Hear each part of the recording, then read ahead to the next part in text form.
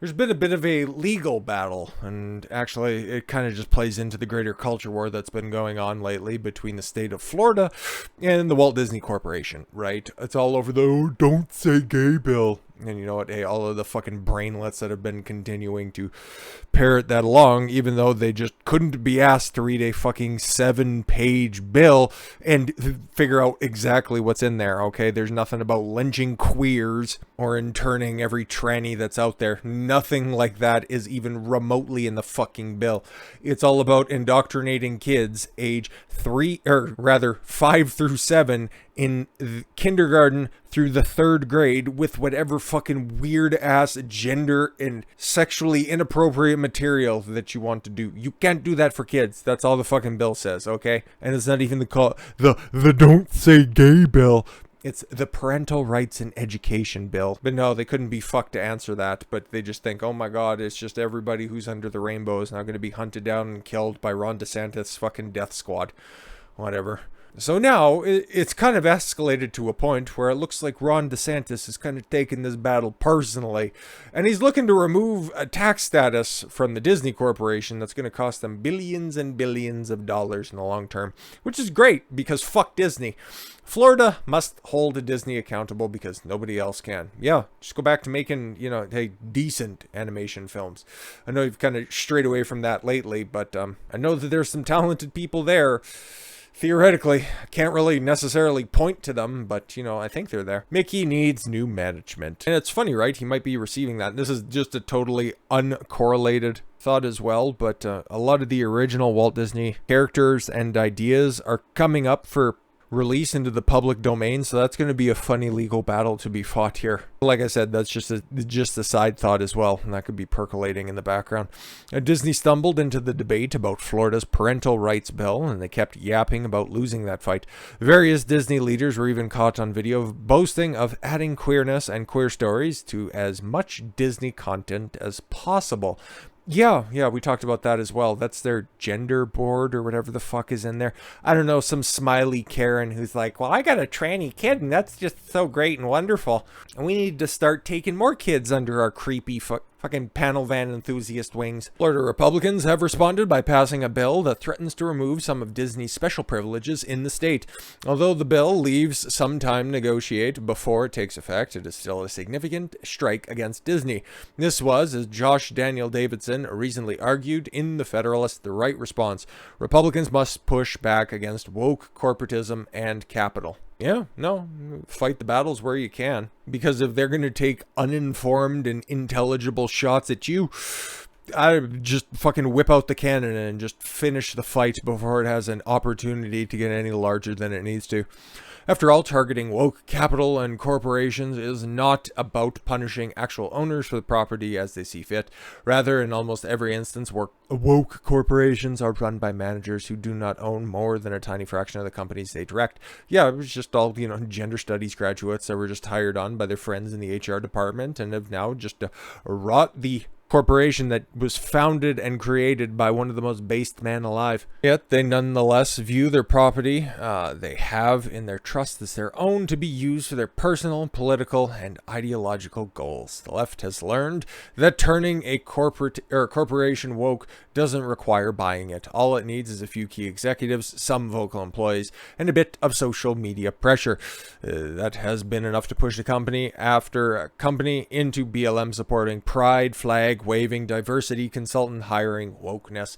Yep, and their failed policies continue to repeat over and over and over and over again. Just look, you think it would have taken down Nike? Nah, people still like their athletic gear. It's still of high quality. I don't know what else to say, but they continue to hand out hundreds of millions of dollars to the likes of stupid Colin Kaepernick, who's hilariously begging for a job in the NFL, who, that evil racist corporation who runs a basic modern day slave trade when it comes to the draft. He's continuing to, beg for a job to ride the pine. Good luck. But no, individual people could get punished, but when it comes to big corporations, sometimes, most of the time, they're just too big to fail. But Disney, man, they were barking up the wrong tree here. They actually went back at a government who wasn't going to take this lying down. They might have made a big mistake. Disney is an ideal example of the quote-unquote woke ideology permeating its business. Disney is controlled by business managers acting on behalf of financial managers. Bob Iger, Disney's former chief executive officer and current executive chair and chair of the board of directors, is reportedly the largest individual shareholder, with less than 0.1% of the company's outstanding stock.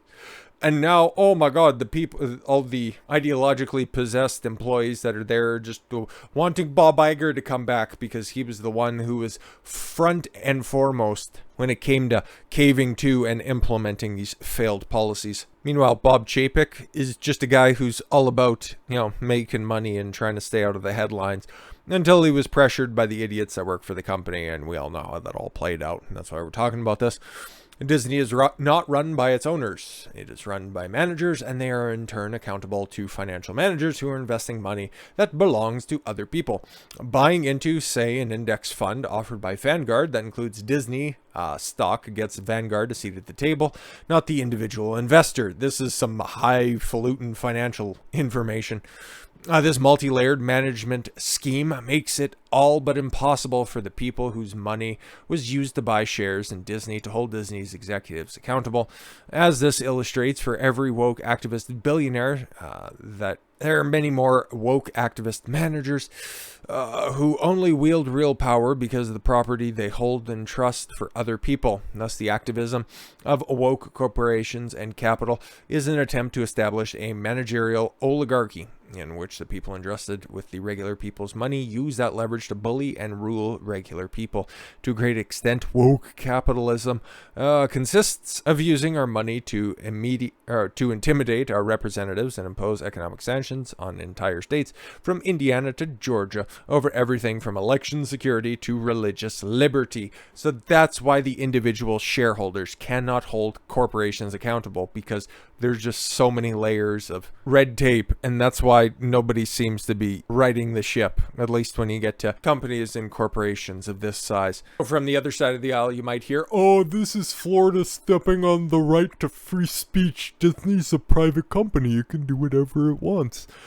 Not quite. These uses of corporate economic power for unrelated ideological ends are abuses of the stewardship and corporate and financial managers are entrusted with. Unfortunately, the diffuse and fluctuating nature of our current system of investment capitalism and ownership makes it difficult, if not impossible, for shareholders to hold these managers accountable. Structural failure is why conservatives, as distinct from their libertarian ideologues, recognize a need for the government to restrain these would-be managerial oligarchs. And this understanding is not, as some on the right would have claimed, an attack on First Amendment rights or property rights. Yeah, there's some trad cucks that are out there that still believe that the stories being told by Disney are the likes of Sleeping Beauty and The Lion King and Pinocchio, but it's a long since past that. You want an understanding of the current direction of the Disney Corporation? Just take a look at, what's it called, Turning Red or some shit like that? That ought to make your stomach turn. Indeed, it's an established legal principle that private companies are entitled to more deference in making First Amendment claims than public corporations are.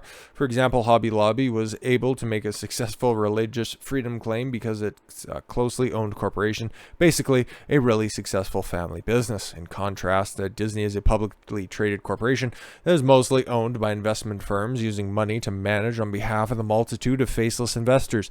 Such a company is not perpetually entitled to special privileges from the state, especially if its managers are abusing their power to undermine the state's representative government. Yeah, that's where it crosses over. And like it was painfully obvious, Disney picked this fight. Well, not Disney proper, not like, Bob Disney that's out there.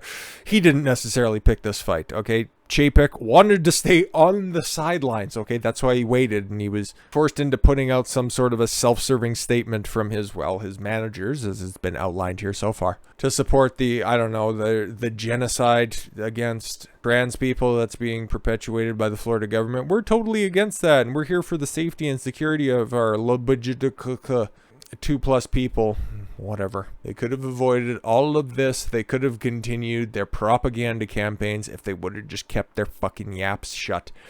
Disney's leaders picked a fight with the popular and competent Republican governor who had enormous leverage over them at the time when Republican voters were clamoring for someone to stand up to woke corporations. yeah, they indirectly ended up helping out Ron DeSantis, who already had a massive lead over his Democratic counterpart. But the people making these decisions that they need to stand up for the marginalized groups don't ever think further ahead than just one step. And Disney did so on an issue where the public, even Democrats, was with DeSantis and against Disney. Florida's parental rights and education law is popular. Teaching small children about sexual orientation and gender identity is not. No, exactly. And you've seen it play out over and over and over again. When you start to fuck around with the kids, the parents don't like that, regardless of political affiliation. That's a losing strategy, and that's why you don't hear fuck all about that. Even from the most ardent progressives that are going to be on the ballot towards the end of the year. They're definitely staying away from that because they've seen it backfire in real time in Virginia. Nonetheless, the bill was necessary. Although teaching preschoolers about sex and gender identity is generally frowned upon, it is popular with many educators. Just take a look at Evanston, Illinois, an upscale suburban Chicago school district that has adopted a racial gender curriculum. Ugh. Homeschool your kids. That begins in pre-kindergarten with a series of lessons on sexual orientation and gender identity by 3rd grade. Students are told that white European colonizers imposed their Western and Christian ideological framework on racial minorities and forced two-spirited people to conform. This is real.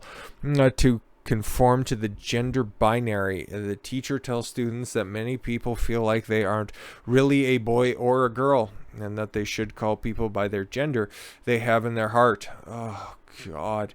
Students are encouraged to break the binary, reject the system of whiteness, and study programs of black men in dresses and a man wearing lipstick and long earrings. Oh, the Chicago fire wasn't successful enough. This sort of indoctrination is what Florida has prohibited, that Disney was fighting for this, and that they promised to queer its programming, with similar themes, shows the depravity of its leadership. Something is very wrong with the House of Mouse.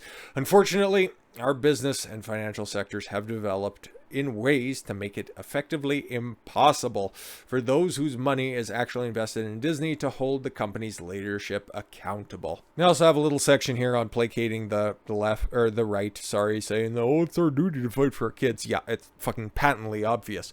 I was just more interested as to why this continues to perpetuate, because there's also thoughts and speculation that a lot of this has to do with ESG score, which is a video that I've been wanting to do for a long time, but we'll just let that sit out there for a minute. And we'll come back to that topic at a later date. But at the ground level, why do so many corporations feel the need to wade into the culture war? Well, at least it's laid out here in terms of Disney, which is kind of at the forefront of all of this stuff. And yeah, they totally and completely fucked up by going against a very innocuous bill, which is very, very popular with people.